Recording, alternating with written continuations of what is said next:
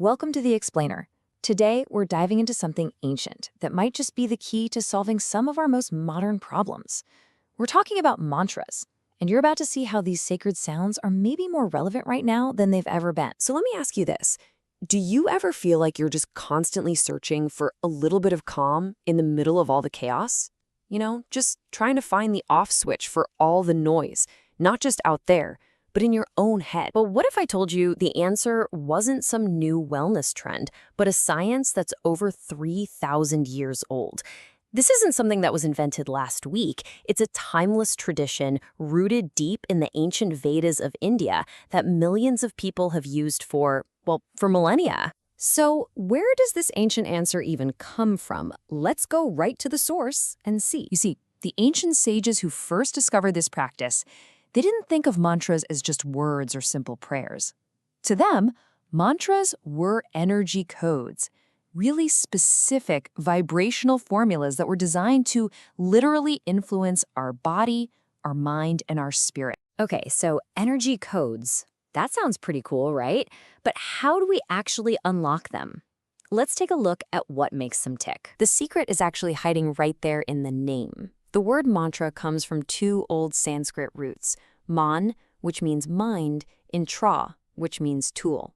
So put it together, and a mantra is literally a tool for the mind.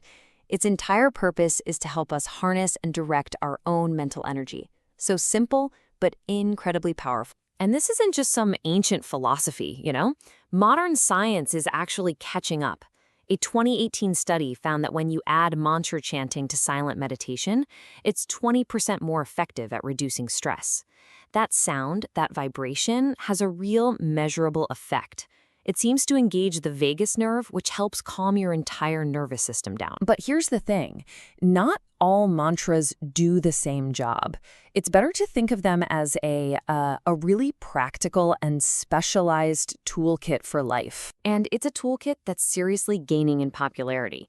A 2023 Yoga Alliance survey showed that a massive 40% of yoga practitioners all over the world now include chanting in their regular practice.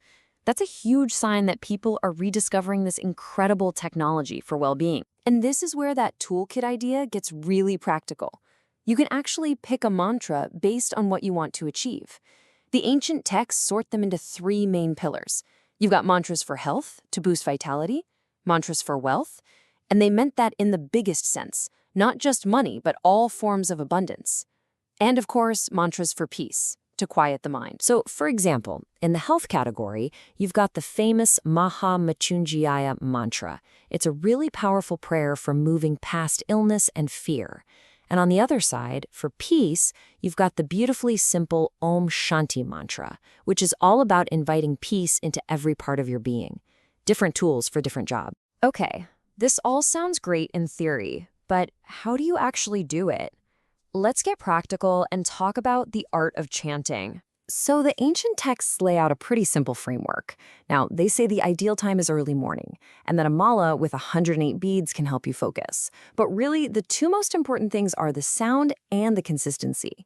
Pronunciation matters because the energy is literally carried in that vibration. But the real game changer?